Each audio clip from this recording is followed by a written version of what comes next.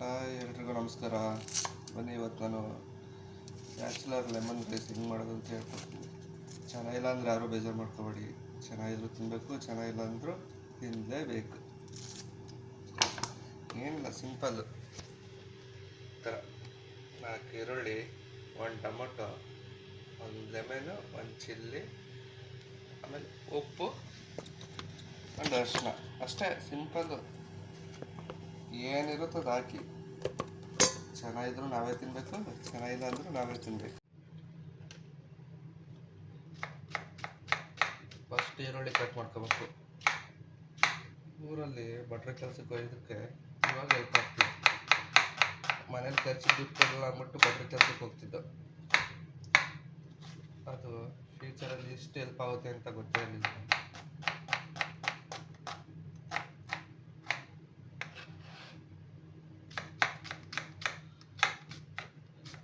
ನಾವು ಏನೇ ಕೆಲಸ ಮಾಡಿದ್ರು ಎಲ್ಲೋ ಒಂದು ಕಡೆ ಹೆಲ್ಪ್ ಆಗುತ್ತೆ ಅಂತಾರಲ್ಲ, ಇದೆ ಅನ್ಸುತ್ತೆ.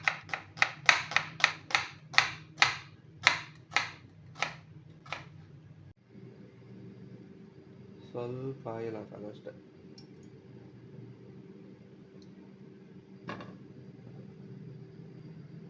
ನೆಕ್ಸ್ಟು ಜೀರಿಗೆ ಮತ್ತು ಸಾಸಿವೆ. Next oil. ಎಷ್ಟು ಕಟ್ ಮಾಡ್ಕೊಂಡಿದ್ದೆ ಅಷ್ಟು ಆಯಿಲ್ ಹಾಕಿಬಿಟ್ರೆ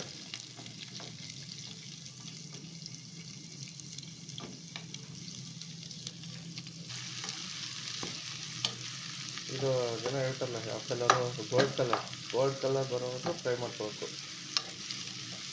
ಇದು ಮೇ ಬಿ ಲೆಮನ್ ಚಿತ್ರಾನ್ನ ಹಾಕ್ತಿಲ್ಲ ಅನಿಸುತ್ತೆ.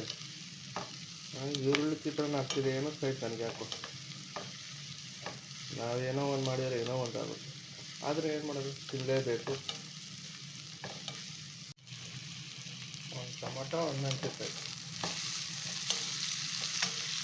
ಚೆನ್ನಾಗಿ ಫ್ರೈ ಮಾಡ್ಕೋಬೇಕು.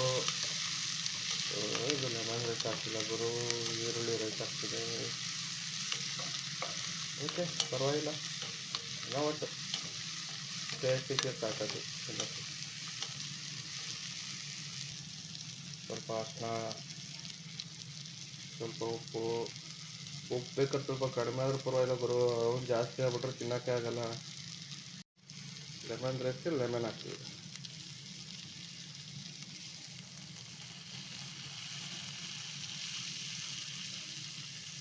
ಇದೆಲ್ಲ ಡಿಜಿಟಲ್. ಅದೇ ನಾವು ಮನೇಲಾದರೆ ಕೈಲೇ ಅಂತ ಹಿಂಗಿರ್ತೀವಿ. ಇದೆಲ್ಲ ಒಂದು ಸ್ವಲ್ಪ clean and hygienic. Finally lemon gojju ready. ಇದಕ್ಕೆ ಏನೇನು ಜಾಸ್ತಿ ಆಗಿದೆ ಅಂದರೆ, ಆಯಿಲ್ ಜಾಸ್ತಿ ಆಗಿದೆ, ಈರುಳ್ಳಿ ಜಾಸ್ತಿ ಆಗಿದೆ, ಏನೋ ಒಟ್ಟಿನಲ್ಲಿ ಚೆನ್ನಾಗಿದ್ರೆ ಸಾಕು ಅಷ್ಟೆ. ಇದಕ್ಕೆ ಏನೋ ಮಿಸ್ ಆಗಿದೆ. ಏನಂದರೆ ಕಡಲೆ. ಟೇಸ್ಟಿಗೆ ಕಡಲೆ ಇರಬೇಕಿತ್ತು, ಮಿಸ್ ಆಗಿಬಿಟ್ಟಿದೆ. ನಾನು ಕರೆಕ್ಟಾಗಿ ಯೂಟ್ಯೂಬಲ್ಲಿ ವಿಡಿಯೋ ನೋಡಲಿಲ್ಲ ಅನಿಸುತ್ತೆ, ಅದಕ್ಕೆ ಮಿಸ್ ಮಾಡಿದ್ದೀನಿ. ಹೇಗಿದೆ ಅಂತ ಟೇಸ್ಟ್ ನೋಡಿ ಹೇಳ್ತೀನಿ ರೀ ನಿಮಗೆ. ಚೆನ್ನಾಗಿದೆಯೋ ಚೆನ್ನಾಗಿಲ್ವೋ ಅಂತ ಇಲ್ಲೇ ಗೊತ್ತಾಗುತ್ತೆ ನಮಗೆ.